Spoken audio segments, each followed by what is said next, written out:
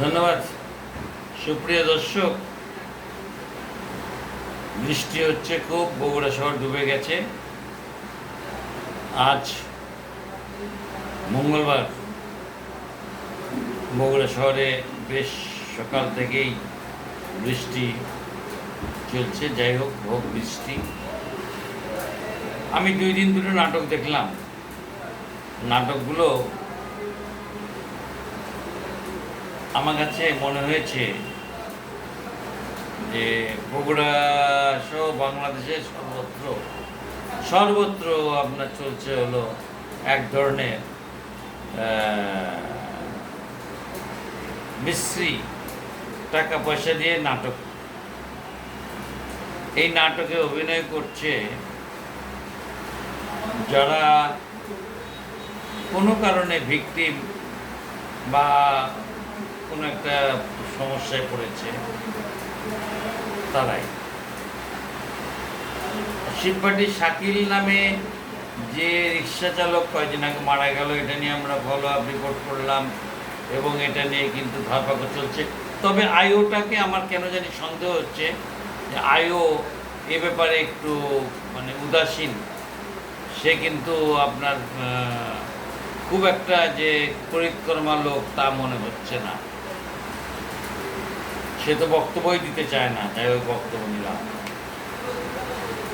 এখন ব্যাপারটা দাঁড়ালো যে ওই যে শাকিলের বোন কয়েকদিন আগে দেখলাম একেবারে বিএনপিকে তুলোধনা করলো। বিএনপি এই করছে, অমুক করছে। তো হ্যাঁ, বিএনপির লোক মারছে। যে ছেলেটা মারছে সে বিএনপির স্বেচ্ছাসেবক দলের, কিন্তু সে স্বেচ্ছাসেবক দলের লোক না। সে ছিল হলো যুবলীগের একজন ক্যাডার। সে স্বেচ্ছাসেবক দলে ঢুকে এটা করছে এবং দীর্ঘদিন থেকে তার এই কর্মকাণ্ড চলে আসছে। এবং জানেনই যে আপনার হলো আওয়ামী লীগ পিরিয়ডে এইসব গুন্ডাপাটাতে পালা হতো এবং এরা কোটি কোটি টাকার মালিক ছিল। মজার ব্যাপার হলো এই মহিলা, ওর বোন, শাকিলের বোন, খালাতো বোন, আপন বোন না, খালাতো বোন, কালকে আবার দেখি আপনার বিএনপির পক্ষে গান গাইছে।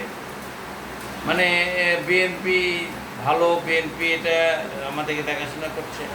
বিএনপির নেতাদেরকে তুলোধনা করে তুমি আবার বিএনপির পক্ষে এসে গান গাইছো।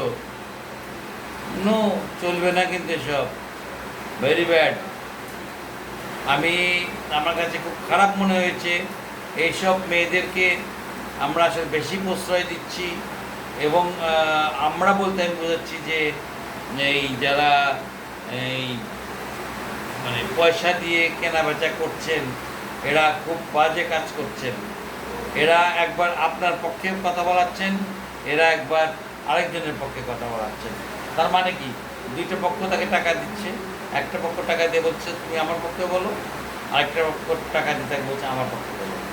এ যেন মনে হচ্ছে ওই আমাদের একজন তথাকথিত বিশাল ব্যক্তিত্ব আছেন, যিনি মাঝে মাঝে বিএনপিকে তুলোধনা করেন, আবার এখন বিএনপির পক্ষে গান গাইছেন।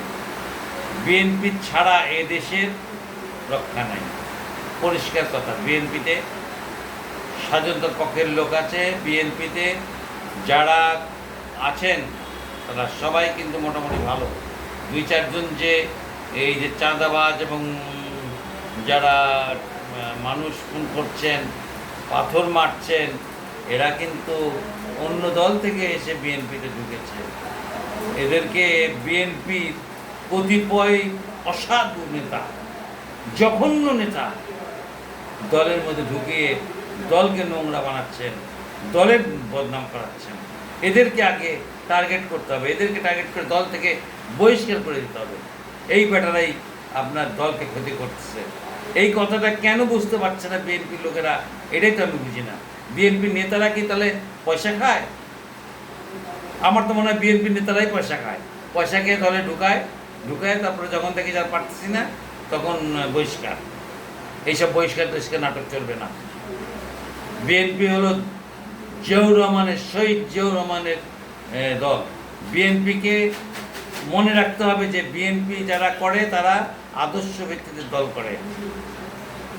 এই বিএনপির যারা নীতিতে বিশ্বাসী, এরা পয়সা খেয়ে আপনার হলো লোক ঢুকাবে, আর সেই লোকগুলো অন্য লোকগুলোকে মারবে, চাঁদাবাজি করবে, দখলবাজি করবে, আবার আওয়ামী লীগের মতন করে সেই ফিরিঙ্গিবাজি করার চেষ্টা। চলবে না। কয়েকটা দিন দেরি করেন, বিএনপি ক্ষমতা আসলে পাশার চাল তুলে বেঁধে বিরাট। শুধু দর্শক, সরি, মেজাজটা খারাপ হয়ে গেছিল, খারাপ মেজাজে কথাগুলো বললাম, আপনারা অন্যভাবে নেবেন না।